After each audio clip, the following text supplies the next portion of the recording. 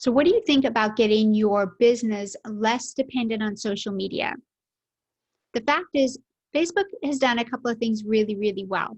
One is that they've obviously brought together an amazing, enormous amount of people from all walks of life.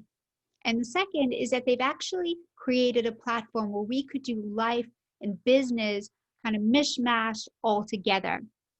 And for those of us who wanted to work at home in pajamas with kids in the background, that worked really well for a while. Hey, my name is Claire. I'm a conversion copywriter and funnel and launch strategist. And I want to talk to you a little bit about social media and kind of where we're sitting right now, especially with Facebook. All right. Essentially, Facebook became this amazing tool that allowed us to drive traffic, gather traffic, but then use that cold traffic and actually warm them up in our Facebook groups, get to know them. When we'd invite people that we didn't really know into our Facebook world, they could get to know us and our kids and our families, the stuff that we love to do. And that really helped drive a lot of business for us. It was actually a really, really good thing at first. But then I felt like it got really noisy. Algorithms kept changing. There were more and more posts, tens of hundreds and thousands of posts from people I didn't even really know. And I was missing messages and the things in my really good friends and family's lives because I wasn't seeing those posts. And then the worst are these posts where people just really want to get that engagement. So we throw out a question and hope that someone answers it, or what would your dream vacation look like? Or what house would you like to live in? And it's all geared at driving traffic for them, all right? And it just got really, really noisy. And so kind of unexpectedly, I closed my own Facebook group a few months ago because of it. And I moved away and started, although still on Facebook, I started to use business platforms in a different way, instead of using Facebook as my traffic generating source. And it's really, really helped me. Now, aside from the noise, we've got a lot of controversy. Never mind. We've got a lot of controversy on Facebook right now and on Twitter and who knows where else for censorship. And whether you real or perceived have been censored or have known people who are censored, people get hacked all the time, or for some unknown reason their ad accounts get frozen or their personal accounts get taken down. And it is detrimental to a business who's not ready for it. I've seen it myself, not firsthand in myself, but I have seen it in other businesses that I work with. And it is a really frustrating and heartbreaking thing to have happen. Well, right now it looks like we might be facing that on the rise, and a lot of people are talking about a mass exodus off of Facebook and off of Twitter. I just want to say, hold up, right? If you are a businesswoman, if you are using Facebook or any other social media platform for the bulk of your business, that's a scary thought.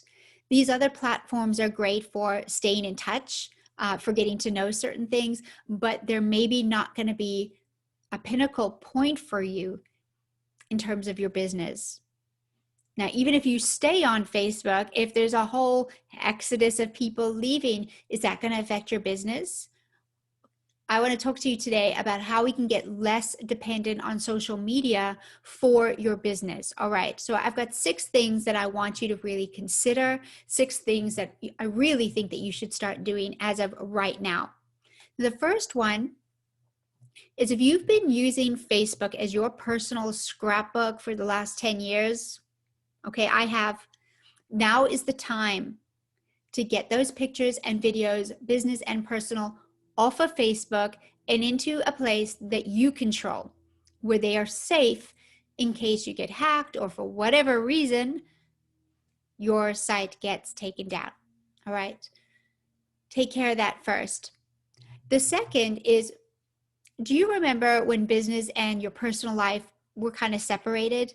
If you've ever been in corporate, you maybe had a desk with a picture of your family. Maybe your family would come in on special business picnic days, or, something like that. You get a call or two in the day. But for the most part, the stuff that was happening at home stayed at home, and the stuff that was happening at work and your clients stayed there in the boardroom. Let's do that again, okay? We have become so mashed between our personal and our business lives that we can't even see the forest for the trees anymore. And I think that's part of the reason why we're having this problem on Facebook. Now, I am not saying don't stand for what you believe in, but what I am saying is that it doesn't have to get in the way of business. The two can and should be separate, especially if you're running a business that you want to be profitable, that is your livelihood. We need to separate some of this out, and we don't need to have them all in one spot all the time. All right. Again, by all means, stand up for the things that you believe in, right? But we can have them separate. So my third point here is to optimize established platforms that are really specific for your business. LinkedIn, YouTube, and Pinterest.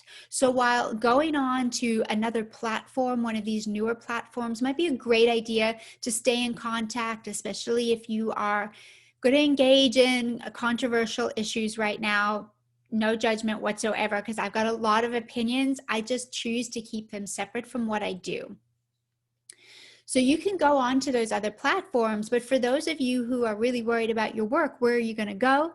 Okay, LinkedIn, YouTube, and Pinterest. I've been loving them more and more, especially in the last few months, because all that noise of personal life is not there, right? People who legitimately want to work are on those spaces. And if they are looking for somebody who does the thing that you do, you can find them in these SEO driven traffic generating sources. All right. So all is not lost if you want to get off Facebook, or if your people are getting off Facebook. All it means is that you are going to separate the two parts of your life, business and personal. Okay. That's not a bad thing. Let's do that again. All right. As you spend more and more time on those platforms and optimizing those platforms, you're going to set up keywords so that people can find you. And what's, again, the greatest thing is you don't have to hang out there all the time. You're just going to create content there and go do something else with your life. All right. Win-win for everybody. Number 5, do not get overwhelmed.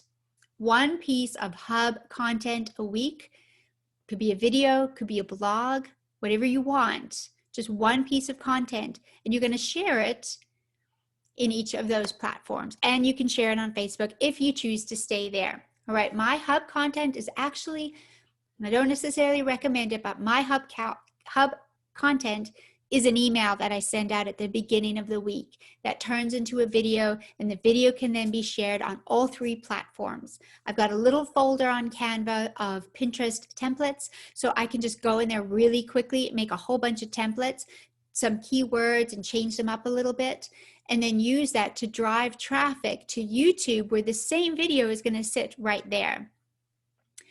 Do the same on LinkedIn as well. All right, so you don't have to get overwhelmed with this whole new platform. It's just one piece of content, and then you can just divide it up and chop it up and share it.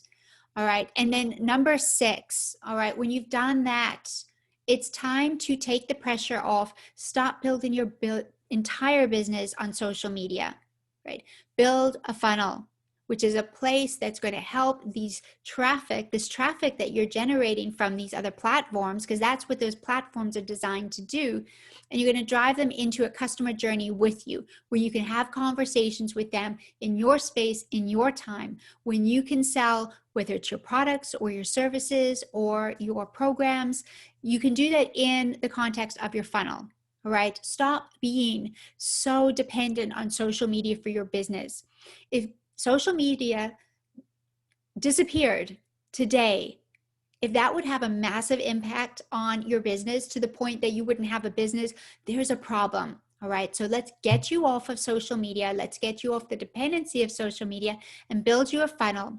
All right. If this sounds good, I would love to chat with you. So you can reach out to me personally. We can set up a time to chat to see what a funnel would look like, specific to your business, to your needs, and to your offers that you have right now.